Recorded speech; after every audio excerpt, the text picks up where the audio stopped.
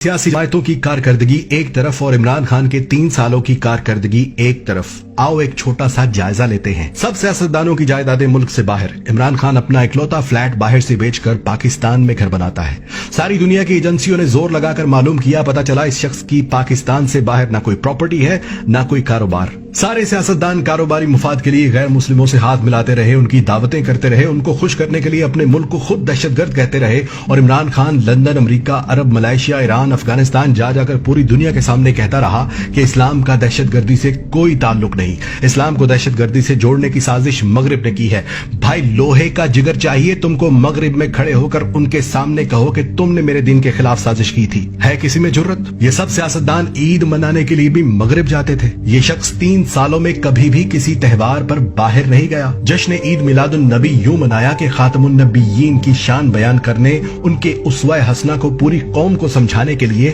رحمت للعالمین اتھارٹی بنا دی، جس سے پہلی بار 12 ربیع الاول پر سرکاری طور پر نبی پاک صلی اللہ علیہ وآلہ وسلم کی ولادت پر اسمبلیوں میں چراغاں کیا گیا، درود شریف صلوات کی آوازیں گونج رہی تھیں۔ لاہور کو پیرس بنانے والوں نے سود پر ادھار پیسہ لے کر لاہور میں اورنج ٹرین میٹرو بس تو بنا دی، جس کا قرض ہم آئندہ 30 سالوں تک بھی اتارتے رہیں گے، مگر اسی اورنج ٹرین کے آس پاس دور دراز سے آئے لوگ فٹ پاتھ پر سوتے رہے۔ سخت سردی میں بے یار و مددگار بے گھر لوگ ٹھٹھرتے رہے، نہ کوئی سیاستدان آیا ان کے پاس، نہ کسی چیف جسٹس نے نوٹس لیا تھا۔ پھر اسی عمران خان نے وہاں پر پناہ گاہیں بنا دی، مفت کھانا بیت المال سے کھلا رہا ہے، ہزاروں لوگ مستفید ہو رہے ہیں، اور اب کم سے کم کوئی غریب، کوئی پردیسی سخت سردی میں فٹ پاتھ پر نہیں سوتا یا بھوکا نہیں رہتا۔ سیاستدان اپنا علاج لندن میں، امیر اپنا علاج پرائیویٹ اسپتالوں میں کرواتے تھے، اور غریب کو سرکاری اسپتال کے چکر لگانے کے لیے چھوڑ دیا گیا، جہاں کسی غریب کو معمولی آپریشن کی تاریخ بھی 3 مہینے کی دی جاتی تھی۔ 2 رستے ہوتے تھے غریب کے پاس، یا تو وہ کسی سے لاکھوں روپے ادھار لے، زیور بیچے، گھر بیچے اور پرائیویٹ اسپتال میں جائے،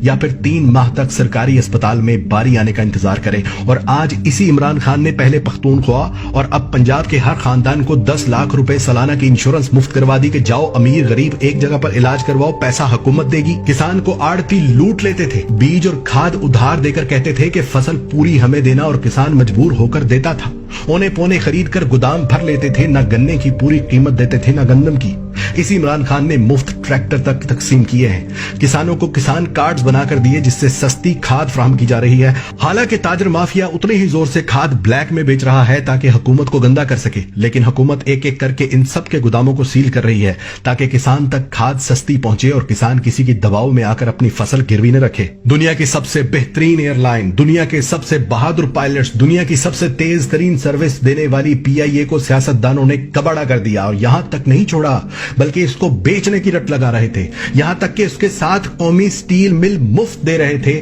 PIA کی ملکیت امریکہ میں موجود روزویلٹ ہوٹل گروی رکھ چکے تھے، جس کی نیلامی کی تاریخ مقرر ہو چکی تھی۔ قومی ایئر لائن کی سروس کویت، عراق، یورپ، امریکہ سمیت متعدد ممالک میں بند کی جا چکی تھی کہ PIA آج بند ہوئی کہ کل۔ اور پھر اسی عمران خان نے PIA کو قرض کی دلدل سے نکالا، اس کے ہوٹل روزویلٹ کا سارا قرض اتارا، کویت سمیت تمام ممالک کے لیے ایک ایک کر کے PIA کو پھر سے چلا دیا۔ اور سنو، اب پائلٹس کی ٹریننگ کے لیے خطے میں سب سے پہلے جس نے ڈیجیٹل مشینری خریدی ہے اس ملک کا نام پاکستان ہے۔ بینک غریب کو جوتے کی نوک پر رکھتے تھے، قرض چھوڑو بجلی کا بل جمع کروانے کے لیے بھی لمبی لائنوں میں لگتے تھے، قرض صرف امیروں کو ملتا تھا، اور اسی عمران خان کی بدولت وہ سارے بینک اس بات پر راضی ہو گئے کہ وہ اپنا گھر اسکیم میں غریبوں کو بلا سود قرض دیں گے۔ سیمسنگ جیسی انٹرنیشنل کمپنی کے موبائل فون اور ٹی وی پاکستان میں بن رہے، موٹر سائیکل اور الیکٹرک گاڑیاں پاکستان میں تاریخ میں پہلی بار بن رہی، سیاحت میں پاکستان کو نمبر 1 ڈیسٹینیشن پر لے آیا، اسکردو کا ایئرپورٹ چلا دیا جہاں روزانہ ہزاروں ملکی اور غیر ملکی سیاح آ جا رہے ہیں۔ پہلا وزیر اعظم جو 18ویں ترمیم کے باوجود سندھ والوں کو بھی ٹرانسپورٹ کی سہولت وفاقی بجٹ سے دے گیا، ہندوستان کی چھاتی پر پاؤں رکھ کر ڈیم بنا رہا،